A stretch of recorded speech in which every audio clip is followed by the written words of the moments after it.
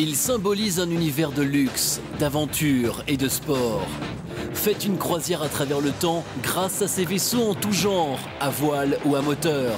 Du yacht classique au bateau de sport jusqu'au palais flottant. Bienvenue dans le monde des bateaux de plaisance.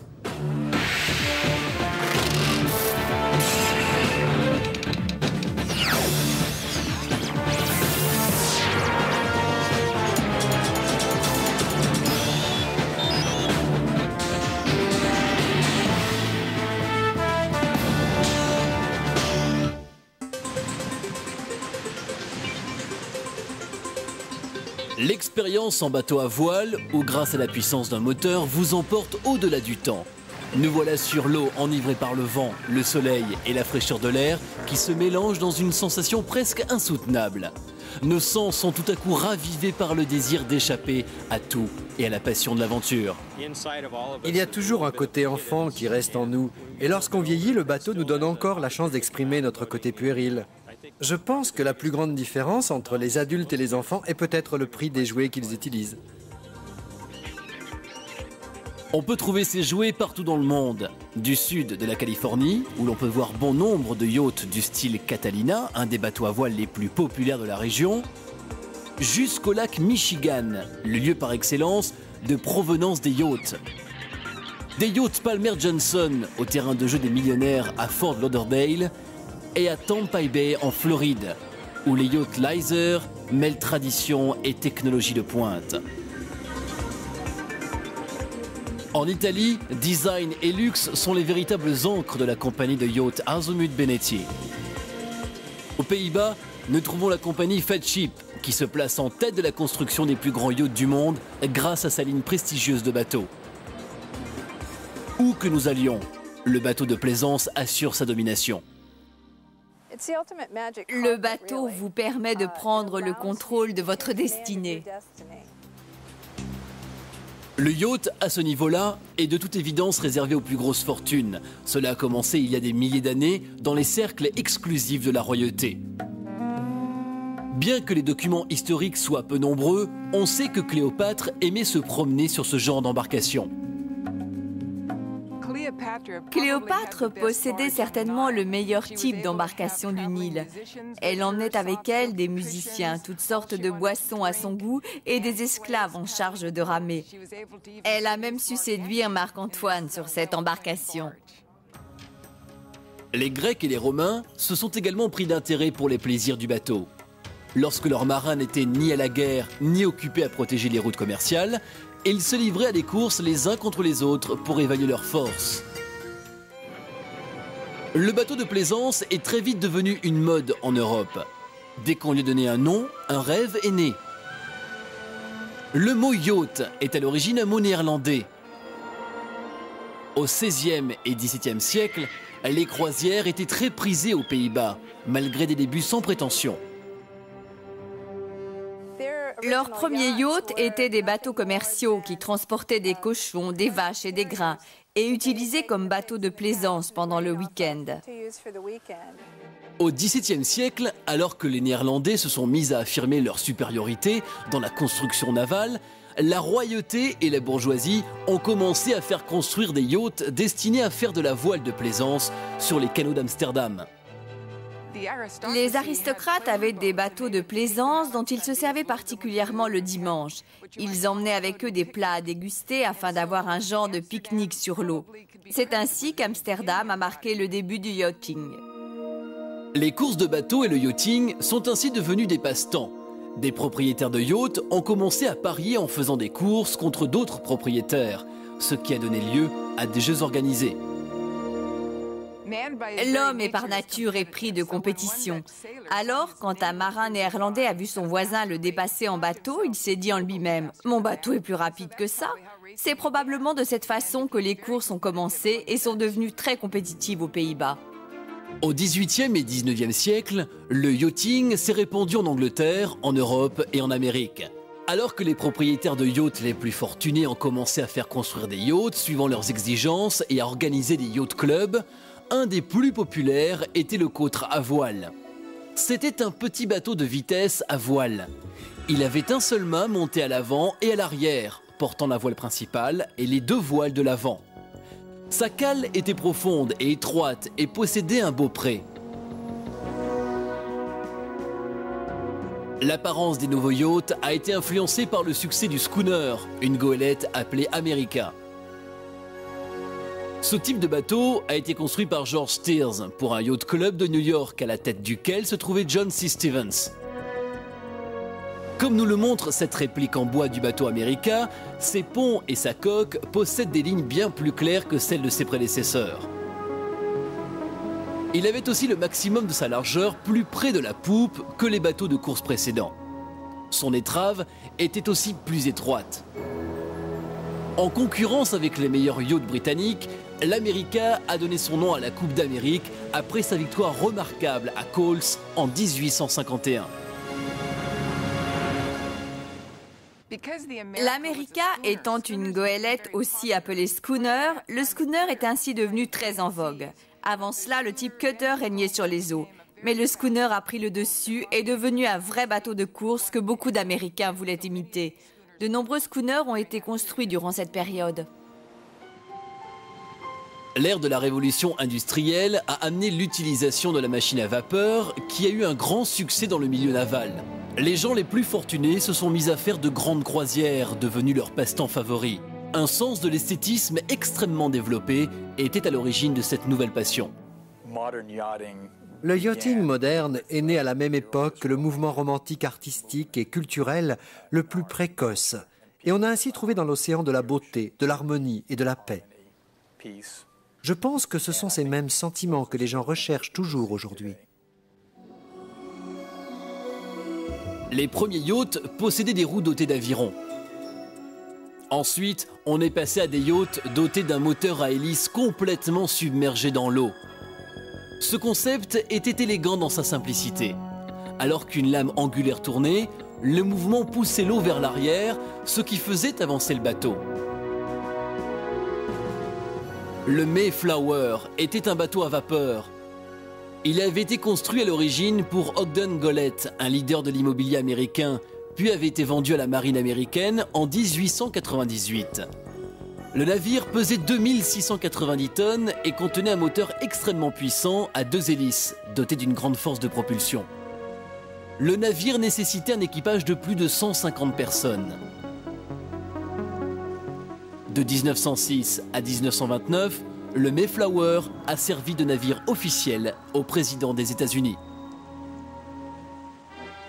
À Portsmouth, en Virginie, le USS Williamsburg, le nouveau navire du président Truman, a été réaménagé et il joue le rôle de maison blanche sur mer tout en étant un lieu de loisirs pour notre chef d'État dont l'emploi du temps est chargé.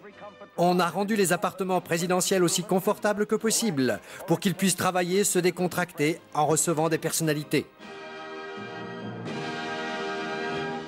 Le Lenore a également été un navire important. Eisenhower l'appelait le Barbara Ann et JF Kennedy le Honey Fitz. Certains des navires ont donc changé de nom suivant les changements de président au pouvoir. À la fin du 19e et au début du 20e siècle, les plus célèbres yachts étaient la propriété d'une grande entreprise financière à la tête de laquelle se trouvait JP Morgan, commodore du Yacht Club de New York. Son bateau Corsair No. 3 faisait environ 103 mètres de long et fonctionnait à la vapeur. On recevait les invités avec générosité sur ces navires qui étaient assez modernes pour l'époque. Mais à la réflexion, ils étaient assez simples et primaires au point de vue construction. Le système de plomberie de toilettes y était minimal. Mais ces navires avaient des limites et comprenaient certains problèmes.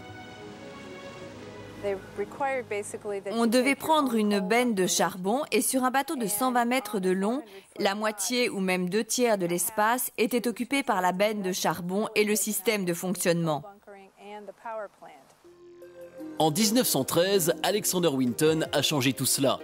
C'est lui qui a introduit le moteur à combustion interne et à essence dans les navires de grande taille. Dans les années 20, une version maritime des moteurs diesel a été adoptée, ce qui a donné plus de puissance au bateau tout en étant économique.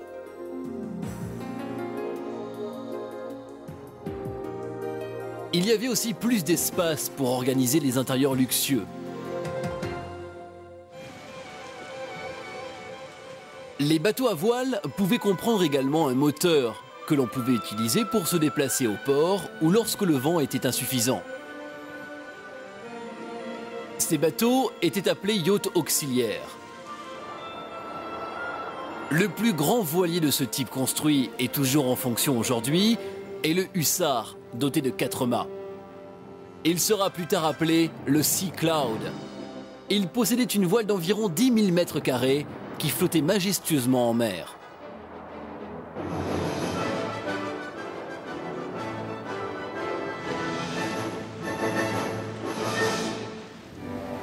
C'était en 1931, après 5 ans de construction, que Madame Houghton, épouse d'un grand financier, a posé le regard pour la première fois sur ce chef-d'œuvre que son époux lui offrait pour son anniversaire. Bien que les Houghton n'aient jamais révélé le prix de cette construction, le coût a dû s'élever à ce qui serait de nos jours une somme d'environ 100 millions de dollars. Le navire était pourvu de 34 cabines privées d'un luxe incomparable. Dans les années 70, sa restauration a coûté 7 millions de dollars. Aujourd'hui, le Sea Cloud est un bateau de croisière. Une des raisons pour lesquelles ces navires sont toujours en service repose sur le fait que l'on attache une certaine valeur commerciale à l'aspect mystique des époques passées. Il est également certain qu'il serait plus onéreux d'entreprendre de telles constructions que de les restaurer. Tout comme le Sea Cloud, le Savarona a commencé sa carrière en 1931. Avec un pont d'une longueur de 123 mètres, le navire est devenu le jouet de l'héritière de la plus grande compagnie métallurgique américaine, Emily Cadwallader. En dépit de sa grande fortune, elle a refusé de payer la taxe de luxe aux États-Unis. Elle n'a donc pas pu faire escale en Amérique.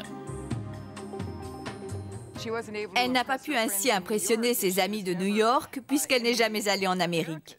En conséquence, elle a décidé de mettre le navire en vente. Il est assez curieux de remarquer qu'Adolf Hitler était une des premières personnes intéressées par le navire en 1936. Finalement, le navire a été vendu à la Turquie pour servir de yacht présidentiel. Il est toujours en service sur la Méditerranée à Istanbul et son maintien coûte environ 20 millions de dollars. Le yacht a été restauré en 1992. Il possède 18 suites accessibles à un usage privé. Mais avant d'appeler votre agence de voyage, notez que le séjour sur ce yacht coûte 40 000 dollars par jour. Dans les années 20, les yachts étaient la propriété de ceux qui essayaient de vivre comme F. Scott Fitzgerald dans le film Great Gatsby. Mais après le crash boursier de Wall Street en 1929, les États-Unis ont sombré dans une crise économique sans précédent et seulement les plus fortunés pouvaient encore faire du yachting. Dans les années 30, la popularité des grands navires a subi un certain déclin. On s'est alors retourné vers la construction de yachts de taille plus modérée et de prix plus bas. Un coût moins élevé et une production de masse ont dynamisé le marché des yachts. Du coup, les loisirs de week-end ont pris un nouvel aspect.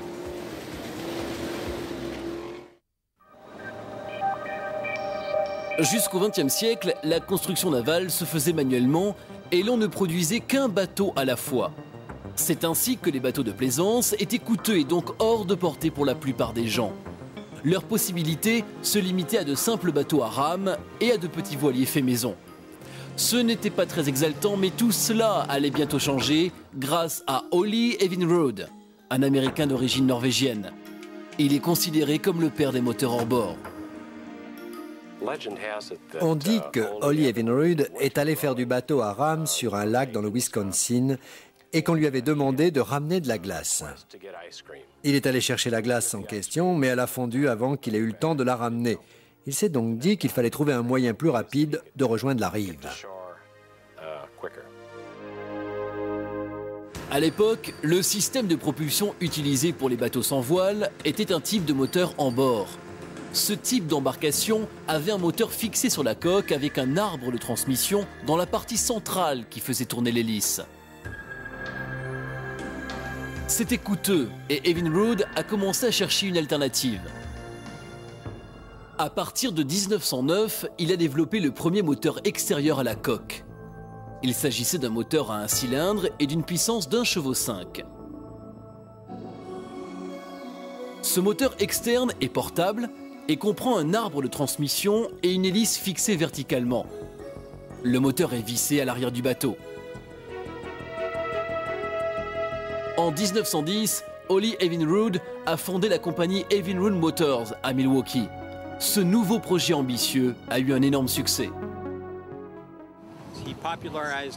Il a popularisé les moteurs, il a trouvé quelque chose qui fonctionnait et qui était relativement bon marché. Ça se mettait à l'arrière du bateau et ça permettait aux gens de naviguer sur les lacs, vous voyez, à un prix très abordable.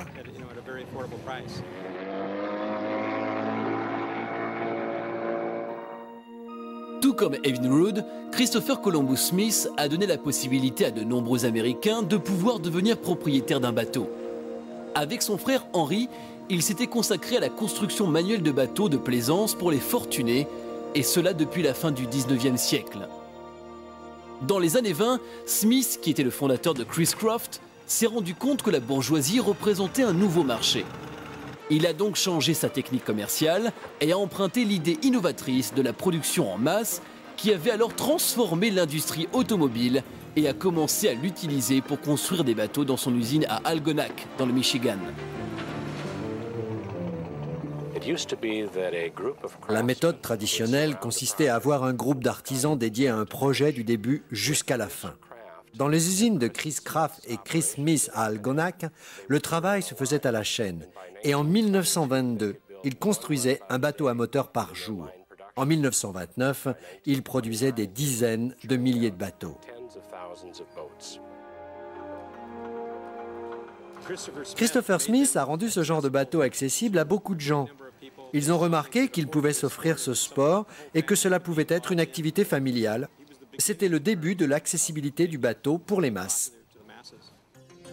Chris-Craft construisait des bateaux à moteur de haute performance en acajou avec une option de moteur d'une puissance de 125 chevaux et atteignant une vitesse d'environ 54 km/h. La compagnie a introduit également des bateaux pourvus de cabines de plus grande taille. Connie Ray est un autre innovateur qui a eu une idée de génie au bon moment. Il a amené le changement de matériaux dans la construction de la coque des bateaux et le passage du bois à la fibre de verre.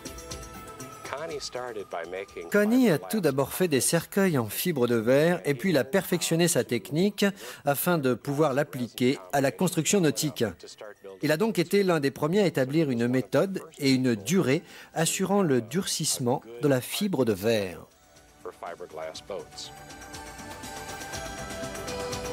En 1959, Connie Ray a fondé Sea Ray, qui a contribué à la popularisation du bateau de plaisance.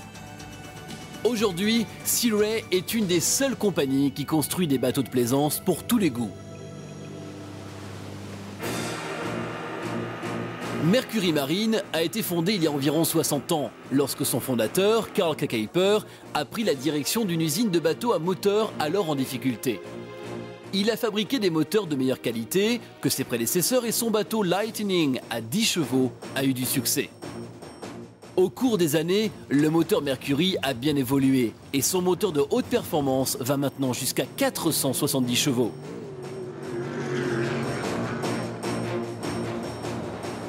Les moteurs Mercury sont fabriqués dans une usine utilisant les technologies les plus avancées, à Fond-du-Lac dans le Wisconsin. Des robots, des ordinateurs, ainsi que des ouvriers spécialisés créent des moteurs avec une précision digne du XXIe siècle. Aujourd'hui, à la tête de l'industrie, la compagnie produit toutes sortes de moteurs, des hors-bord, des en-bord et aussi des transmissions en Z, Stern Drive, sous le nom de Mercruiser, une branche de Mercury. Nous avons un hybride qui est une combinaison d'un moteur intérieur et extérieur. En plaçant le moteur à l'extrême arrière du bateau et en sortant la transmission qui ressemble à une partie de hors-bord à l'extérieur du bateau, aujourd'hui c'est notre inboard-outboard. La transmission en Z a accru la vitesse de tous les bateaux à moteur, ce qui est le but de nos navigateurs. L'arbre d'hélice pouvait être de plus grande taille ainsi que l'hélice. Au début des années 90, les fabricants de moteurs tels que Mercury et Yamaha ont porté leur attention sur l'environnement et ont commencé à produire des moteurs de bateau à 4 cycles au lieu de 2. Les moteurs à 4 cycles sont plus silencieux et moins polluants. Avec l'avance de la technologie des moteurs marins, la structure des coques a aussi évolué. Il y a 2 types de coques pour les bateaux à moteur. Le modèle le plus ancien a une coque sans tirant d'eau en forme de V et un fond arrondi déplaçant l'eau lors de la navigation. Il n'est ainsi pas très rapide. Un modèle plus récent est un navire de type trisec qui possède un fond plus plat, ce qui l'a rendu plus rapide. Lorsqu'il accélère, le bateau remonte vers la surface et glisse sur l'eau, réduisant ainsi la résistance et la friction entre la coque et l'eau. Tout comme les premiers yachts se sont transformés en bateaux de course, on a pu voir le même type de transformation s'effectuer dans la section des bateaux à moteur. Il y a toujours ceux qui veulent aller plus vite que les gens autour d'eux. Et c'est ce qui a donné aujourd'hui le hors-bord ou l'hydroglisseur que l'on peut utiliser sur le lac ou sur un fleuve. L'hydroptère est un type d'hydroglisseur qui comporte de petites ailes ou platines reliées par des haubans au bas de la coque. Alors que le bateau accélère, les platines placées vers le fond poussent le bateau vers la surface et lui permettent de se trouver à plusieurs centimètres au-dessus de l'eau en allant ainsi assez vite. L'hydroptère a été mis au point en 1919 par le célèbre Alexander Graham Bell. Son bateau de type HD4 pouvait atteindre la vitesse record à l'époque de 107 km/h. Don Airino, qui faisait de la course de bateau, a donné le nom de bateau-cigarette pour les bateaux rapides de type long et ouvert.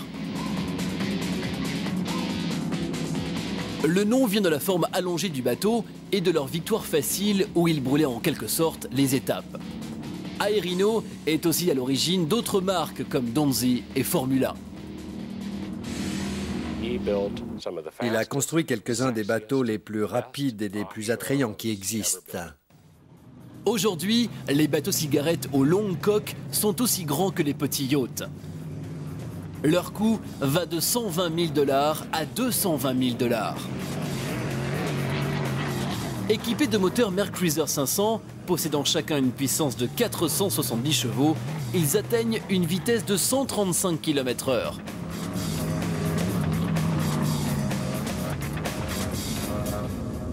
Tout comme Don Airino, Reed Edson lui aussi a commencé sa carrière en faisant des courses de bateaux et s'est ensuite tourné vers le commerce. Edson a formé sa propre compagnie, Bayliner.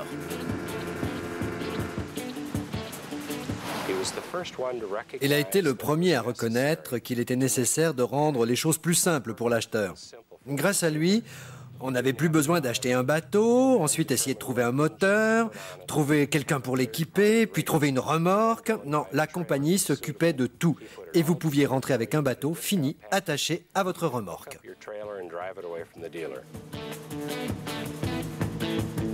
Les compagnies Bayliner et Sea Ray se sont placées en tête des marques de bateaux de plaisance. Leur succès dans le commerce du bateau vient de leur motivation et de leur passion pour leur métier. Motivation et passion se transforment en gains financiers. Avec 25 milliards de dollars en vente par année, le bateau dépasse les sports et distractions en se plaçant en tête de cette industrie aux États-Unis. De son côté, l'art de la voile a connu un long chemin depuis l'utilisation des voiles en toile, de coques et de mâts en bois. Ce type d'embarcation a connu une évolution remarquable.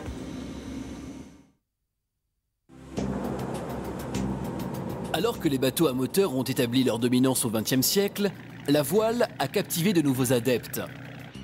De 10 à 20% des gens qui font du bateau sont pris d'intérêt pour la voile. Ce qui est à la fois curieux et intéressant. La voile pour le plaisir ou la course est une des formes les plus anciennes de yachting et de bateaux de plaisance.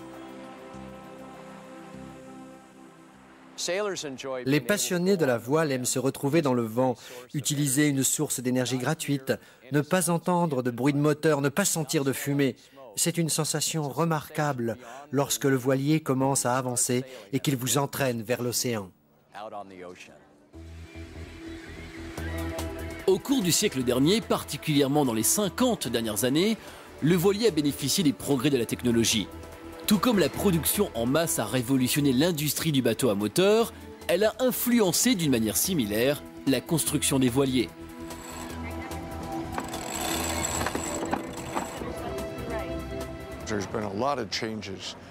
Il y a eu beaucoup de changements dans la construction des voiliers, de la coque jusqu'aux voiles et aux mâts.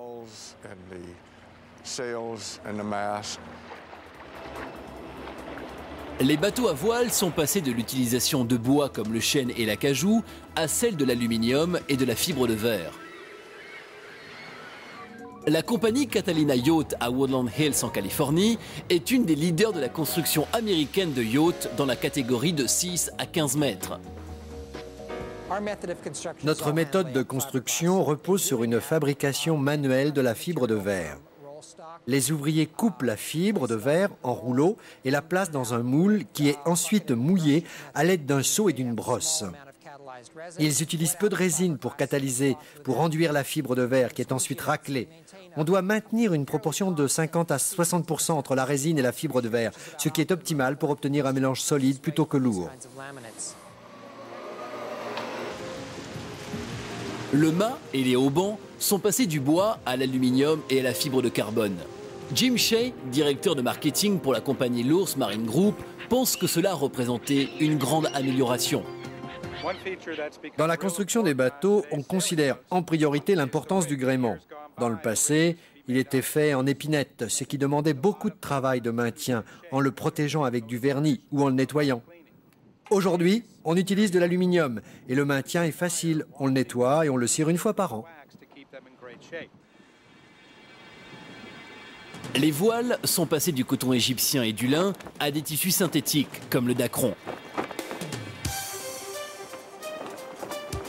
L'industrie de la voile a aussi découvert des méthodes nouvelles pour les coutures, pour répartir le poids des voiles différemment, de façon à intensifier la vitesse.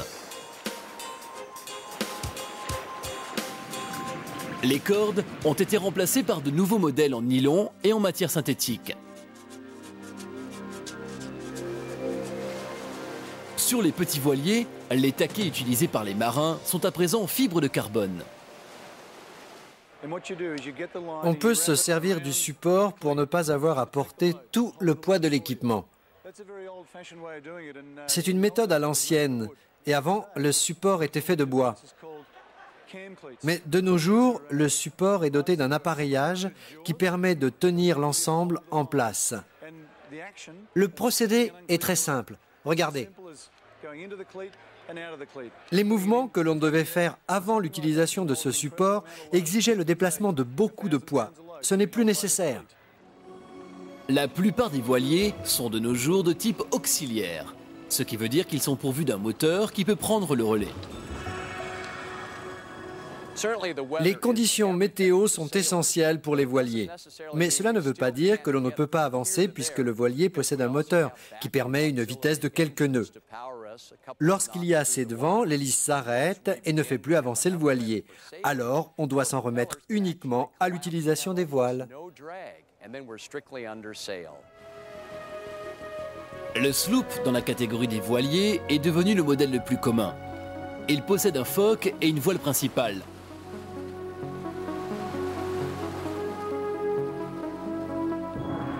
Mais ce qui compte le plus, c'est l'art de la voile. Il y a une centaine d'années, Joshua Slocum a prouvé ses ambitions et ses qualités de marin. On peut accomplir des choses remarquables avec de l'expérience. Slocum, dont les moyens financiers étaient très modestes, a trouvé sur une plage un bateau en très mauvais état qu'il a réparé et avec lequel il a ensuite fait le tour du monde.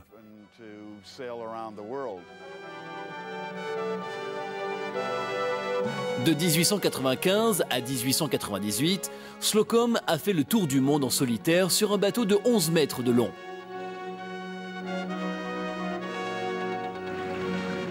Aujourd'hui, Bruce Schwab veut faire un voyage similaire de 40 000 km dans une course qui s'appelle le Vendée Globe.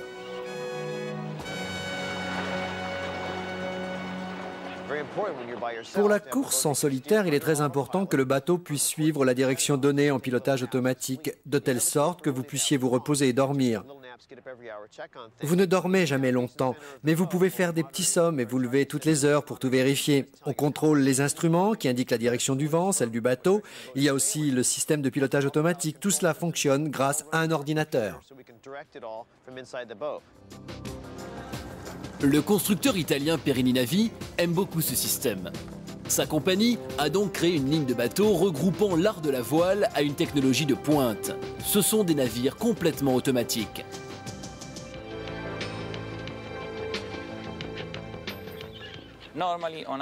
Normalement, sur un voilier d'une longueur de 50 mètres et d'une surface de voile de 1500 mètres carrés, il faut un équipage de 15 personnes à bord pour manœuvrer la voile. Avec ce système, il n'y a qu'une personne, le capitaine, qui fait à peu près tout.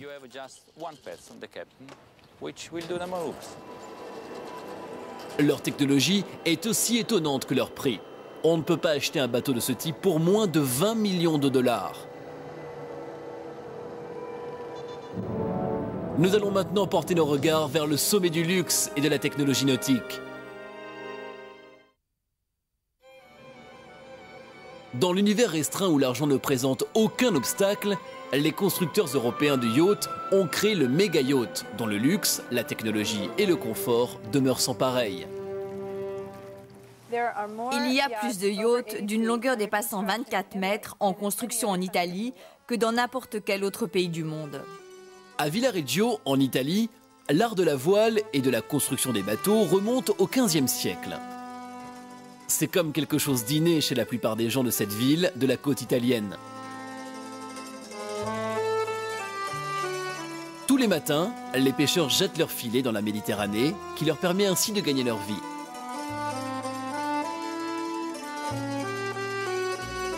Sur le port, les poissonniers vendent bruyamment les fruits de la pêche, des poissons et des crevettes. Et juste au coin de la rue, on retrouve l'entreprise Benetti Yacht, une filiale de Asmut Benetti. Ce constructeur de yachts est actuellement en possession de la plus grande commande de méga yachts au monde. L'avantage de construire des yachts à Villareggio repose sur une longue tradition de yachting dont la technique est vraiment au point. La philosophie de Benetti ne consiste pas à construire de grands yachts, mais des bateaux de luxe, d'un luxe exceptionnel, comme vous pouvez vous-même le remarquer.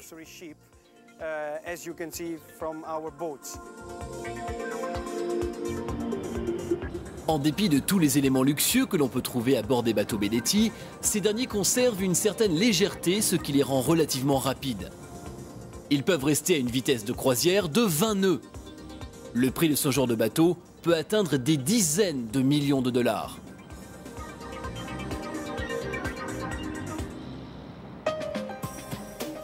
Pour ceux qui ne sont pas acheteurs, il y a une alternative. À 150 km de Gênes, en Italie, se déroule le 13e congrès international des locations de yachts. C'est là que se retrouvent les propriétaires de yachts et les négociants, présentant ainsi un marché nautique extraordinaire de par sa variété.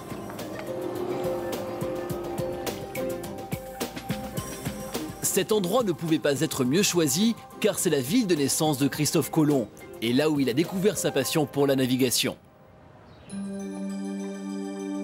Dans ce voilier centenaire aux formes classiques, on retrouve toute la passion et l'attrait de l'aventure nautique. Le propriétaire du Midsummer doit être passionné par les bateaux classiques. C'est une ambiance complètement différente de celle des bateaux à moteur, qu'on ne trouve pas à bord de motomarines ou de bateaux de vitesse. On n'est là que pour se décontracter. Les goûts varient au point de vue du choix. Pearl Fouge, par exemple, est un voilier moderne dont le profil technologique ressemble à celui de Midsummer.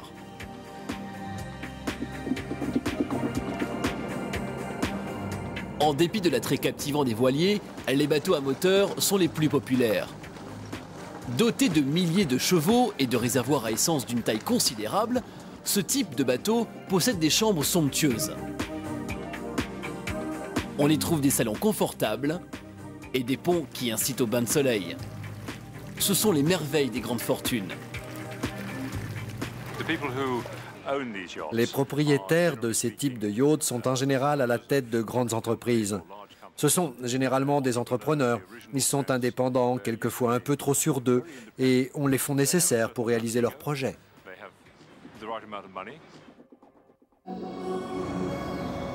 Fedship s'est installé aux Pays-Bas, où l'on trouve les origines du yachting. Il est le descendant de constructeurs de yachts néerlandais qui ont su impressionner le monde au XVIe et XVIIe siècle. Étant reconnu comme la Rolls-Royce des méga-yachts, sa construction de bateaux s'est centrée sur des modèles de plus de 48 mètres de long, comportant des coques en acier. Ceux qui veulent se lancer dans la construction de yachts de luxe espèrent égaler la qualité de l'entreprise Fedship. Cette qualité est issue d'une longue expérience que l'on ne peut obtenir en 1 ou 2 ou 5 ou même 10 ans. Bien qu'officiellement Fedship n'ait été fondée qu'en 1949, les 3 compagnies dont elle est issue remontent à plusieurs générations. Grâce à cette expérience ancestrale, de nombreux propriétaires ont su faire confiance à la société et lui accorder les fonds nécessaires à la construction de ces yachts absolument remarquables que Fedship continue à construire l'un après l'autre. Les Européens sont en tête du marché, mais pas pour longtemps. Nous allons voir que les Américains prennent de la vitesse.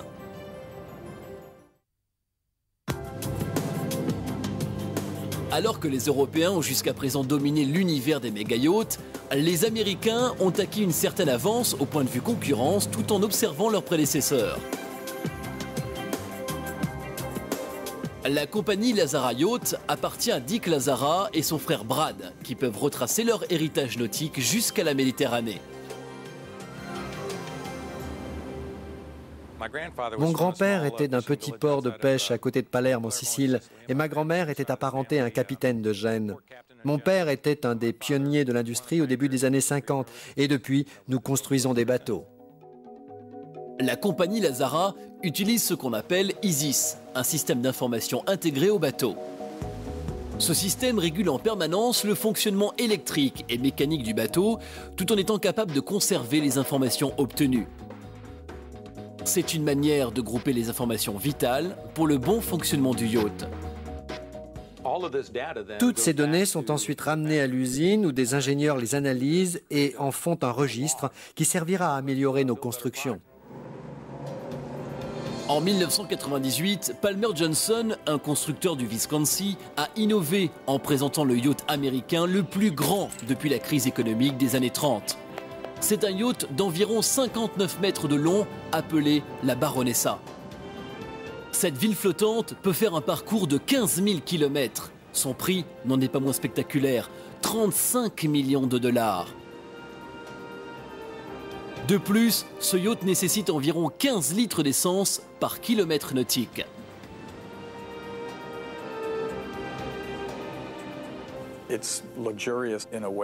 Il est fascinant de penser que l'on n'aurait jamais imaginé il y a 20 ans qu'un yacht pourrait posséder un tel confort et un tel luxe. Le changement est donc assez marquant.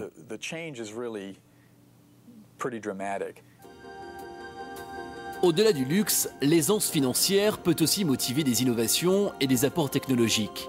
On a pu connaître des changements importants dans le progrès des systèmes de communication et de navigation.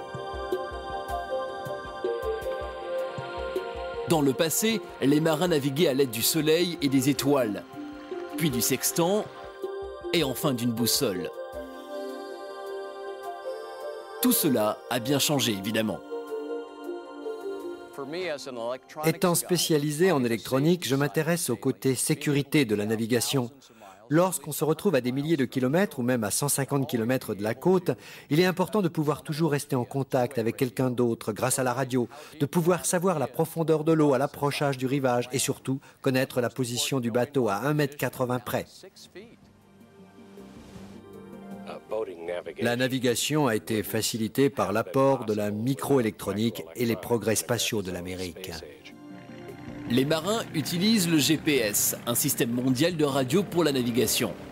Ce système permet au marin de calculer sa position à n'importe quel point du globe grâce à des ondes de radio provenant de 3 satellites et qui lui donnent une mesure exacte de sa distance. Les résultats apparaissent sur un écran.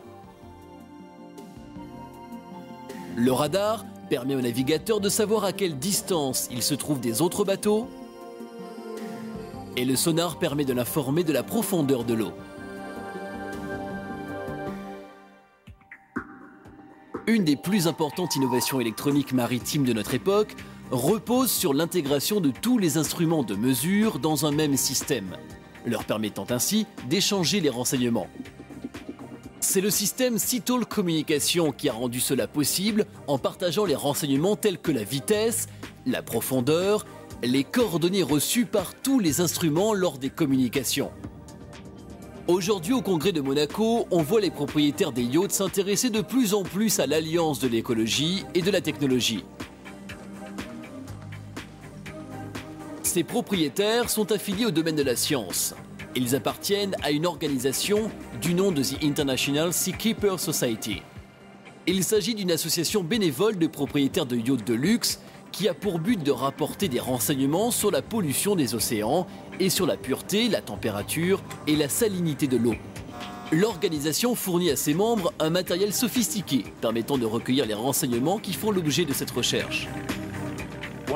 Un des effets positifs du nombre important de yachts de grande taille dans le monde, c'est cette passion débordante de leurs propriétaires pour l'océan. Ces yachts sont assez grands et capables d'aller de plus en plus loin. Ils offrent la sécurité nécessaire aux croisières. Et comme vous pouvez le voir vous-même, l'océan est menacé. Le but de ces propriétaires de méga-yachts est d'aider les scientifiques, les météorologues et les climatologues.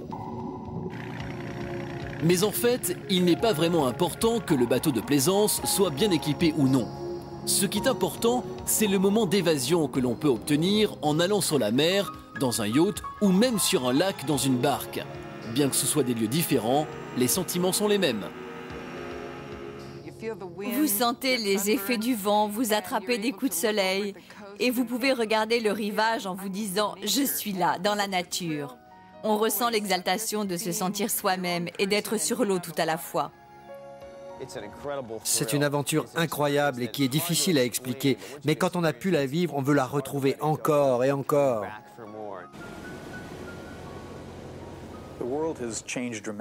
Bien que le monde ait énormément changé, au fond, nous sommes toujours des nomades comme nous l'étions il y a 100 000 ans. Du point de vue de la psychologie humaine, le rôle des yachts est de nous donner la possibilité de faire ce que nous avons toujours voulu faire, c'est-à-dire d'aller là où nous voulons, quand nous voulons y aller.